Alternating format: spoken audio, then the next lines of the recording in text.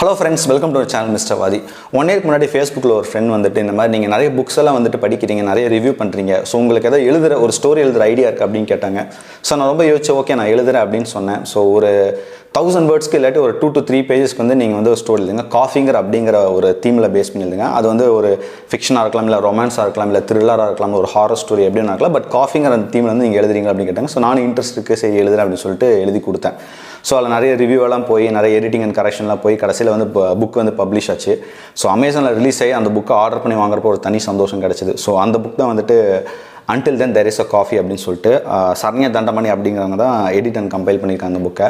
So கிட்டத்தட்ட 20 authors through out the world, வேறு ஊர்லேருந்து வேறு நாட்டிலேருந்து மேலே எழுதி ஒரு 25 ஸ்டோரியை வந்துட்டு ஒரு ஆந்தாலஜியாக வந்துட்டு ரிலீஸ் பண்ணியிருக்காங்க இந்த புக்கை. ஸோ 1 year ஆச்சு இந்த புக் எழுதி.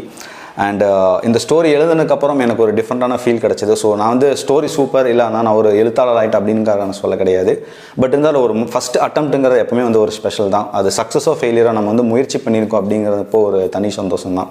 ஸோ அந்த வகையில் வந்துட்டு ஒரு எழுத்தாளனாக இருக்கிறப்ப எப்படி ஒரு ஃபீல் கிடைக்கும் அப்படிங்கிற பற்றி தான் இந்த புக்கில் நம்ம பார்க்க போகிறோம். So how to become a writer அப்படின்னு சொல்லிட்டு ஒரு பேசிக்கான திங்ஸ் தான் பார்க்க போகிறோம்.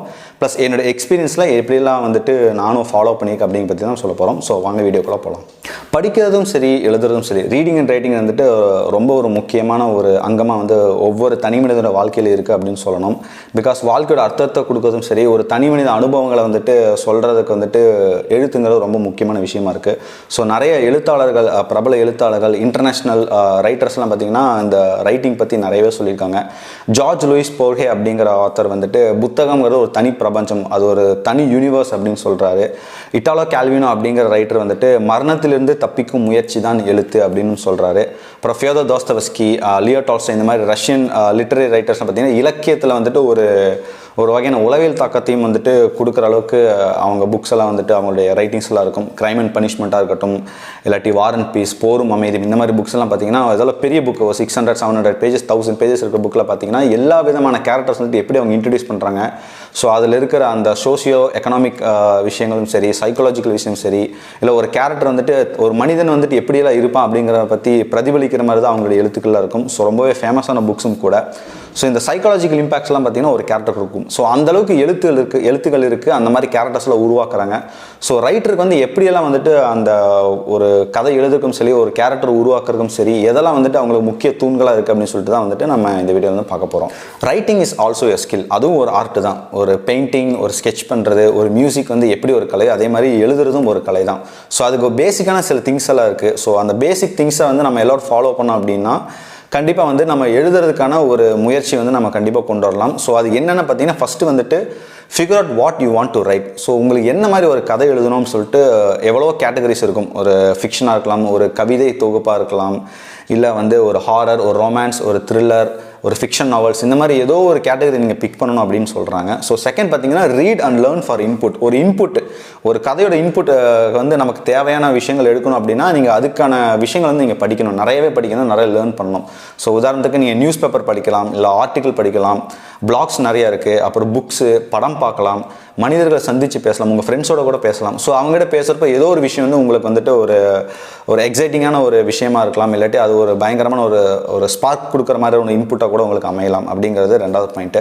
அப்புறம் ஒரு ருட்டீன் செட் பண்ணுங்கள். அதாவது ஒரு நேரம் காலம் அப்படின்னு கூட ஒரு சிலருக்கு வந்துட்டு அது ஒரு முக்கியமான ஒரு விஷயமா கூட இருக்கும். ஸோ ஃபார் எக்ஸாம்பிள் அவங்களுக்கு வந்து ஒரு கன்வீனியண்ட்டாக ஒரு பீஸ்ஃபுல்லான ஒரு இடத்துல உட்காந்து யோசித்து எழுதுனா அவங்களுக்கு வந்து ஒரு நல்ல ஒரு கவிதையை கூட அவங்களுக்கு தோணலாம், இல்லை ஒரு நல்ல ஒரு சிறுகதை எழுதுறதுக்காக கூட அவங்களுக்கு வந்து ஒரு முக்கியமான விஷயமாக கூட இருக்கும். ஸோ டே, டைம், அட்மாஸ்பியர், இந்த மாதிரி நிறைய விஷயங்கள் இருக்குது. ஸோ அட்மாஸ்பியரும் கூட ஒரு முக்கியமான விஷயம். ஸோ தனியாக ஒரு வீட்டில் உட்காந்து அவங்களுக்கு ஒரு தனி ரூம் உட்காந்து எழுதுனா அவங்களுக்கு நிறைய எழுதுறதுக்கு தோணும். சிலருக்கு வந்து லைப்ரரியில் உட்காந்து எழுதுனா அவங்களுக்கு பிடிக்கும், சிலருக்கு வந்து பார்க்கில் உட்காந்து எழுதுனா பிடிக்கும், சில வந்து ட்ராவல் பண்ணி வேறு ஏதோ ஒரு இடத்துக்கு போய் கூட உட்காந்து கூட கதையில் எழுதுவாங்க. ஸோ அந்த மாதிரி ஒரு அட்மாஸ்பியர் கிரியேட் பண்ணுறது ஒரு முக்கியமான விஷயமா இருக்குது. எல்லாருக்கும் இது வந்து அமையணும் அவசியம் இல்லை. ஒரு சிலருக்கு ஒவ்வொரு இடமும் பொறுத்து அவங்களுக்கு வந்து டிஃபர் ஆகும். அப்புறம் இன்னொன்று வந்துட்டு பி அன் எக்ஸ்ப்ளோரர், நிறைய ட்ராவல் பண்ணுங்கள். ஸோ அதுவும் வந்துட்டு ஒரு முக்கியமான ஒரு விஷயம் தான். காரணம் வந்துட்டு நம்ம ட்ராவல் பண்ணுறப்போ நிறைய மக்களை நம்ம சந்திப்போம். அவங்களுடைய வாழ்க்கையில் எந்த மாதிரிலாம் நடந்துச்சு, ஒரு ஊருக்கு போகிறோன்னா அந்த ஊருடைய கலாச்சாரம் என்ன, ஸோ அவங்களுடைய பண்பாடுகள் என்ன, அங்கே இருக்கிற அவங்க வாழ்கிற வாழ்க்கை எப்படி, அங்கே இருக்கிற ஏற்றத்தாழ்வுகள் எந்த மாதிரிலாம் இருக்குது. ஸோ ஒரு கேஸ்ட்டை பேஸ் பண்ணி கூட நீங்கள் ஒரு கதை எழுதணும் அப்படின்னா கூட அந்த மாதிரி ஒவ்வொரு ஊரை ட்ராவல் பண்ண மட்டும்தான் அங்கே நடக்கிற சம்பவங்களை வந்து நமக்கு வந்து ரெஜிஸ்டர் பண்ணி எழுதி வச்சுக்க முடியும். ஸோ எக்ஸ்ப்ளோர் பிளேசஸ், இதுக்காக நான் வந்துட்டு காசு செலவு பண்ணி நீங்கள் ட்ராவல் பண்ணுங்கன்னு சொல்லலை. எங்கேயாவது நீங்கள் ஒரு ஊருக்கு போகிறீங்க இல்லை வெளியில் எங்கேயாச்சும் போகிறீங்க அப்படின்னா அந்த இடத்த வந்து நீங்கள் அப்சர்வ் பண்ணுங்கள் அப்படிங்கிறத வந்துட்டு ஒரு முக்கியமான பாயிண்டாக சொல்கிறேன். அடுத்து வந்து ஒரு நோட் புக் இல்லாட்டி ஒரு மொபைல். ஸோ இன்றைக்கி எல்லார் கையிலையும் மொபைல் இருக்குது. ஒரு ஜேர்னல் மாதிரி வச்சுக்கலாம், இல்லாட்டி ஒரு சின்னதாக ஒரு நோட்டு, ஒரு பேனா, பென்சில், இது மட்டுமே போதும். இதெல்லாம் தோணுதோ எல்லாத்தையும் எழுதுங்க. அதுக்கப்புறம் கடைசியில் கோர்வையாக வந்துட்டு அதுலேருந்து வர ஒரு பாயிண்ட்டை வச்சு ஒரு தீம் வச்சு கூட நம்ம கதையை டெவலப் பண்ணலாம். ஸோ நோட் புக் இல்லாட்டி மொபைல், நீங்கள் எவ்வளோ ஆப்பெல்லாம் இருக்குது நம்ம நோட் பண்ணி வைக்கிறதுக்கு. ஸோ தோன்றதெல்லாம் எழுதலாம், இது ஒன்று. அப்புறம் குட்டி குட்டி சின்ன சின்ன விஷயங்கள் வந்துட்டு எழுதுறது ரொம்ப எளிமையாக எழுத பழகுங்க, சிம்பிள் வேர்ட்ஸ் யூஸ் பண்ணி. ஸோ ரொம்ப கஷ்டப்பட்டு எழுதுறவங்களாம் அவசியம் இல்லை. ஸோ நிறைய வேர்ட்ஸ் நம்ம கற்றுக்கலாம். இந்த வேர்ட் பவர் மேட் ஈஸி இந்த மாதிரி புக்ஸ் எல்லாம் கூட இருக்குது. ஸோ அதில் வந்து நிறைய நம்ம வேர்ட்ஸ்லாம் கூட கற்றுக்கலாம். ஸோ அப்படி கற்றுக்கிறதுனால நமக்கு அந்த எழுதுகிற அந்த ஃப்ளோ கிடைக்கிறதுக்கான நிறைய வார்த்தைகள் எல்லாம் பார்த்திங்கன்னா நமக்கு வந்து இன்னும் கொஞ்சம் ஈஸியாக இருக்கும். அதே மாதிரி நீங்கள் ஒரு கதை எழுதி முடிச்சிட்டிங்கன்னா அடுத்த பாயிண்ட் வந்து ஒரு ரஃப் டிராஃப்ட் மாதிரி க்ரியேட் பண்ணுவோம். ஸோ இதை ஃபஸ்ட்டு எழுத நம்ம கதை வந்து குப்பையாக தான் இருக்கும். அது வந்து ஒரு 4-5 டைம் வந்துட்டு நம்ம ரிவ்யூ பண்ணணும், அதில் கரெக்ஷன்ஸ்லாம் நம்ம பண்ணணும். அதுக்கப்புறம் தான் கடைசியில் வந்துட்டு ஒரு ஃபைனல் டிராஃப்டாக வரும். ஸோ அந்த ஃபைனல் டிராஃப்ட் வரைக்கும் சிலருக்கு வந்து ஒரு 10-15 டைம் கூட எழுத வேண்டிய சூழ்நிலை வரும், சிலருக்கு 100 டைம் கூட எழுத வேண்டிய சூழ்நிலை வரும். ஸோ அது வந்து ஒவ்வொருத்தருடைய கதை பொறுத்தும் அவங்களுடைய தாட் ப்ராசஸ் பொறுத்து. அப்புறம் இதுக்கப்புறம் தான் இதெல்லாம் முடிச்சதுக்கப்புறம் ஒரு ஸ்ட்ரக்சர் க்ரியேட் பண்ணுங்கள். அதாவது ஒரு கதையோட பிகினிங் எப்படி இருக்கணும், ஒரு கதையோட கிளைமேக்ஸ் எப்படி இருக்கணும், எப்படி கதையை கொண்டு போகணும், கடைசியில் நம்ம கதையை சொல்கிறது மூலமாக அதோடைய மாரல் ஆஃப் த ஸ்டோரி. ஒரு சிறுகதை எழுதுகிறோம் இல்லாட்டி ஒரு கவிதை எழுதுகிறோம் அப்படின்னா அதில் நம்ம சொல்ல ஒரு விஷயம் அப்படிங்கிற ஒரு ஸ்ட்ராங்கான ஒரு மெசேஜை வந்து நம்ம கொண்டு வரணும். ஸோ இது வந்து ஒரு பெரிய ப்ராசஸ். ஸோ இவ்வளோ விஷயத்தை நீங்கள் பண்ணதுக்கப்புறம் தான் ஒரு கதை எழுதுறதுக்கான ஒரு தகுதியோ இல்லாட்டி ஒரு கதை எழுதுறதுக்கான ஒரு விஷயமா அமையும். இன்னொன்று, முன்னாடி சொன்ன மாதிரி நான் வந்து ஒரே ஒரு கதை தான் எழுதியிருக்கேன். ஒரு 2 பேஜ், ஒரு 1000 வேர்ட்ஸ் கொண்ட ஒரு கதை தான். அது வந்து சூப்பர் அப்படின்னு நான் கண்டிப்பாக சொல்லவும் மாட்டேன். பட் என்னோடய முதல் முயற்சி. இந்த மாதிரி நிறைய கதை எழுதுகிறப்ப எனக்கு நிறைய எக்ஸ்பீரியன்ஸ் கிடைக்கும், நிறைய மனிதர்களை சந்திக்கலாம், நிறைய புக்ஸ் படிக்கிறப்போ வந்துட்டு இன்னும் நிறைய எனக்கு பல எக்ஸ்பீரியன்ஸ் கிடைக்கும் அப்படிங்கிறது என்னுடைய நம்பிக்கை. அதே மாதிரி முக்கியமான பாயிண்ட் என்னென்னா, ஓகே எழுதி முடிச்சிட்டோம், இப்போ வந்து ஒரு கதை ரெடி. பட் யார்கிட்டே நம்ம கொடுக்கணும் இல்லையா, யார்கிட்டே நம்ம கொடுத்து கதை எப்படி இருக்குது அப்படின்னு சொன்னோம். அதில் முக்கியமாக பார்த்தீங்கன்னா ஃப்ரெண்ட்ஸ் கிட்ட ஷேர் பண்ணுங்க. ஆனால் உங்களுடைய பேஷனாக இருக்கிற இந்த விஷயத்த நீங்கள் எதை சீரியஸாக எடுத்துருக்கீங்களோ, எனக்கு எழுதுறது ரொம்ப பிடிக்கும், எனக்கு படிக்கிறது ரொம்ப பிடிக்கும், நான் இப்படி ஒரு விஷயம் செய்கிறேன், ஒரு ஸ்டார்ட் அப் கம்பெனி ஆரம்பிக்கிறேன் அப்படிங்கிறப்போ, ஒரு விஷயத்தை நீங்கள் பேஷனாக பண்ணுறப்போ அது வந்து உங்கள் மேலே அக்கறை இருக்கிற ஃப்ரெண்ட்ஸ் கிட்ட மட்டும் ஷேர் பண்ணுங்கள். அவங்கக்கிட்ட மட்டும் கிரிட்டிசிசமாக இருக்கட்டும், இல்லை அவங்களோட என்கரேஜ்மெண்ட் என்ன மாதிரியான சப்போர்ட்டாக இருந்தாலும் அவங்கக்கிட்ட மட்டும் கேட்டு பண்ணுங்கள்.